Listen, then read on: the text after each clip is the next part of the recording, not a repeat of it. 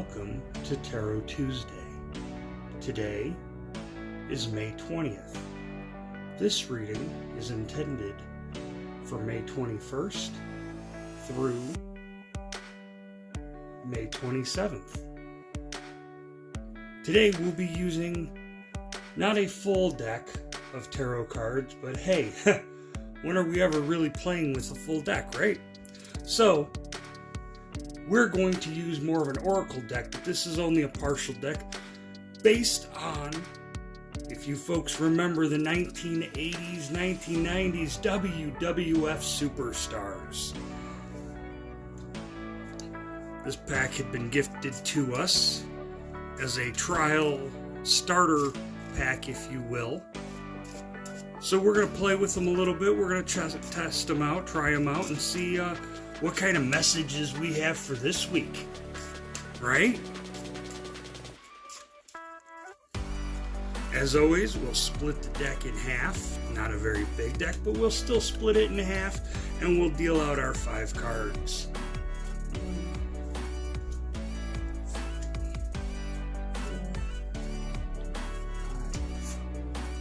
Alright, set the rest up to the side there, and let's see what the superstars of the WWF have to say for us this week.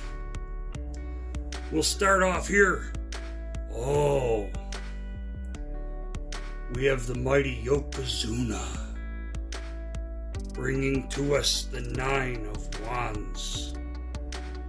What does Yokozuna have to say? Yokozuna has to tell us that know your strength, know your power, and no, you don't have to always voice it or, show it outwardly. Sometimes the greatest power is just standing there in silence, being the presence that you are.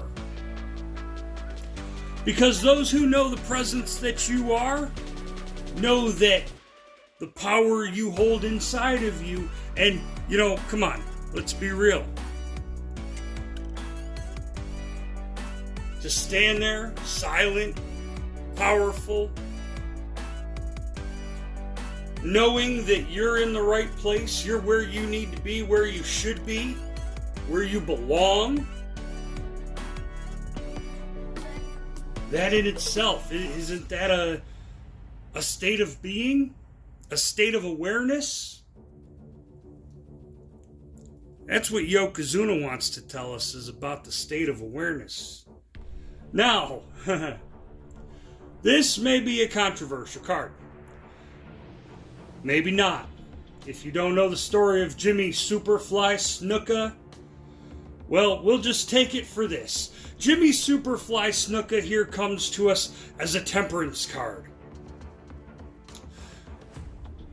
Jimmy is there trying to portray the just, trying to portray the balance of land and sea,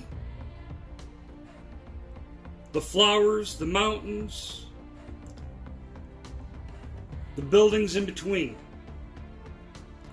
Jimmy's trying to tie it all together into one, and he's telling you, don't spread yourself too far in too many directions. That's what Jimmy's trying to do. For those who do know, as Jimmy Superfly Snuka would say, no brother, no English brother, no English brother.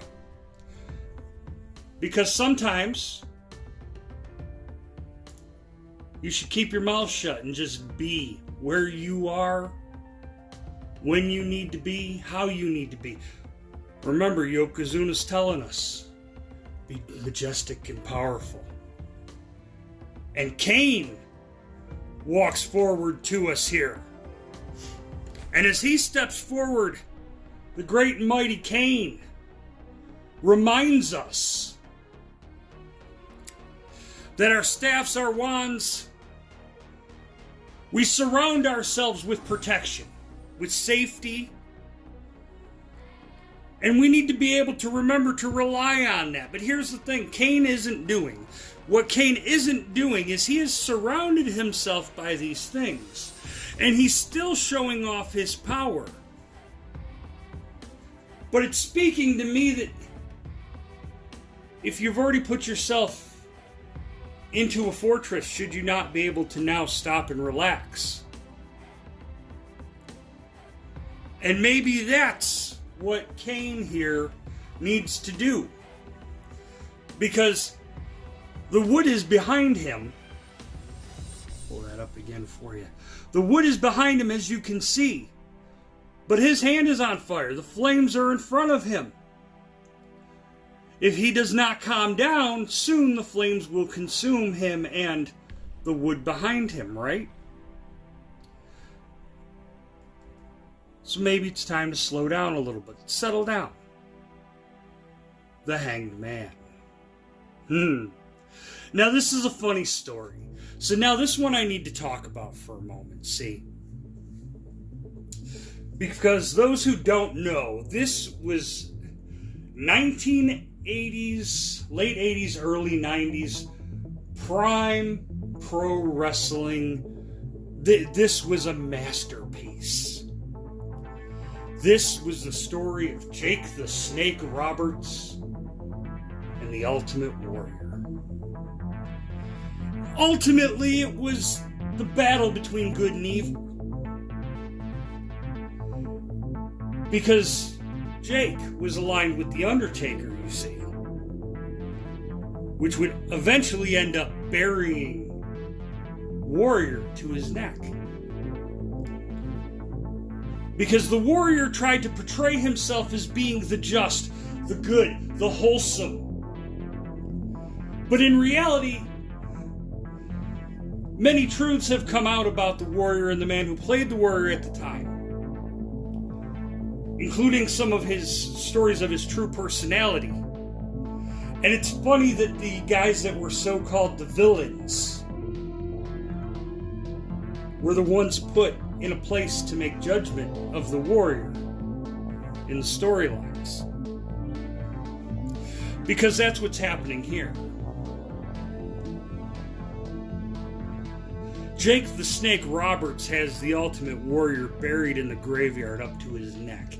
And it's time for him to confess what he needs to be able to move on. Now the problem is, folks, this is a strong card.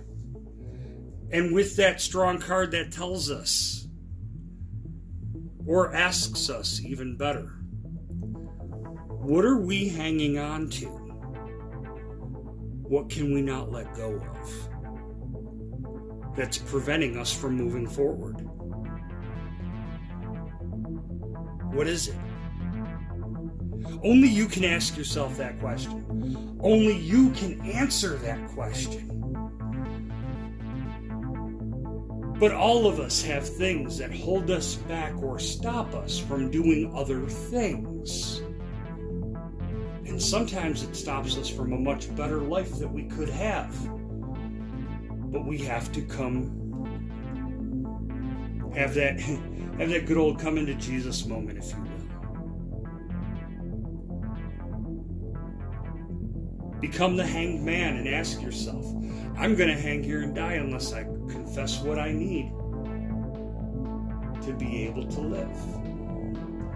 That's what Jake's offering Warrior here. And that's what they're asking us this week. What's holding us back and why? What truly, deeply? Because after the hanged man, it's a beautiful tale, as usual. After the hanged man, what do we have? We have the sun. Now, we're still going to stay in this 1980s pro wrestling nostalgia. So, what that means is, folks, we love Hulk Hogan. And Hulk Hogan is here for us. The sun still rises tomorrow, right? And it rises whether we like it or not. And it shines light on things we love and things we don't. But the key part is it shines on us. As long as we allow it.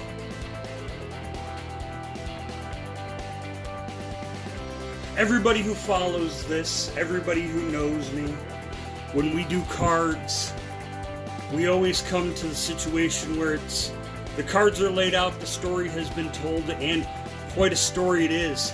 Because this week, as we work on ourselves, as we work on the things we need to going forward, those of the WWF, the history of the WWF has told us, be like Yokozuna, stand strong, stand powerful, stand silent.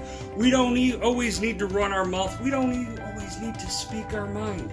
Sometimes, not speaking is more powerful than speaking. So know where our power is and where that lies. Jimmy Superfly Snuka reminds us that there's all kinds of things going on around us. Some good, some bad, some ugly, some pretty, but we have to stay grounded. No matter what, we should stay grounded because folks don't fall out of hotel windows if they're on the floor already. So, then, Kane needs to calm down. He's reminding us we need to calm down. Because, look, if we keep playing with fire every time we turn around, every time we look, we're going to play with fire, we're going to get ourselves burned, and we're going to burn the whole place around us down, aren't we? Yeah. So we shouldn't be playing with fire, and maybe we should calm down. Breathe a minute. Think before we react or act. Then Jake, good old Jake the Snake Roberts, reminding us that until we really let go of the things that hold us and bind us and keep us back, those memories, those thoughts, those feelings that we need to work on, to let go of, to move forward. We need to do so because until we do, we will forever be buried up to our neck. And it gets a little claustrophobic after a while. That's what Jake's reminding Lori of. Might be comfy to lie, stay in those lies that you tell yourself, but eventually you're going to have to break free from them if you ever want to move forward. And if you do, the sun will come out tomorrow. Hulkamania will run wild. There will be people saying their prayers. There will be people taking their vitamins. And should we choose, we can go out and feel the sunshine on our face. Enjoy the warmth. Enjoy the love. But how can we do that until we've addressed some of these things before us, right? Folks, this is the tale from the WWF. And until next time, you too, say your prayers, eat your vitamins. Maybe don't do as Hulk Hogan, but do as Hulk Hogan said. Got it, brother?